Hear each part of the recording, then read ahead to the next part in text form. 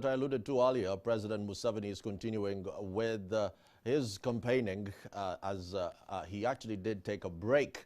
This came after he retreated yesterday to his country home in Rwakitura. That's, of course, in Kiruhura district. We're now joined again by Herbert Ziwa to just give us a sense of where he will be going and what we will be expecting. Herbert, how is Masaka City? Thank you very much, Arnold Segawa, and the viewers wherever you're watching from. It's a bright afternoon here in Masaka City. People are still in their homes resting.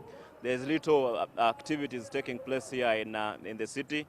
But to go back on the campaign trail of the NRM candidate Museveni, he has been off since yesterday, and today is still off in Rwakitura, where he's holding several meetings with other NRM leaders as one of his way of mobilizing and campaigning for himself and also for other party leaders. But from the break tomorrow, that is 27th, the NRM candidate will be in Masaka, meeting the NRM leaders of will be in Mukono, meeting the NRM leaders from the greater Mukono district. That is leaders from Kayunga, Bovuma, Buyukwa, and Buyukwe district. So that is where he's going to be, and from there he will head to Wakiso for another full day before he goes to Kampala. According to his campaign schedule, Museveni is supposed to end his campaigns on 30th. And from 30th up to 12th, when the final campaigns will end, he's expected to hold maybe meetings of a few individuals, but not public meetings as he has been doing for the last 1.5 months.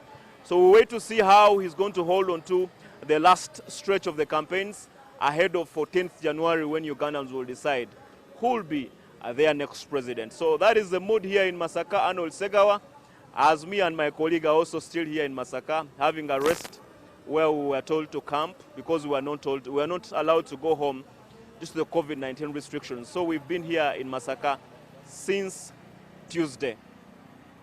Herbert, let's talk about the fact that Masaka for the longest time has been a stronghold for the Democratic Party. And what would you say is in the playbook for the NRM presidential candidate to make sure that Masaka turns yellow in 2021? That is right. Masaka and the greater Masaka in general is perceived to be predominantly the Democratic Party stronghold, because this is where Benedict Ochwonka, one of the founder members of FDC, hails from. And these people have been voting the Democratic Party, and if you look at the composition of members of parliament from the districts here, most of them are from the Democratic Party. But as you know, recently we saw some breakaway from the party with several party members joining the National Unity Platform.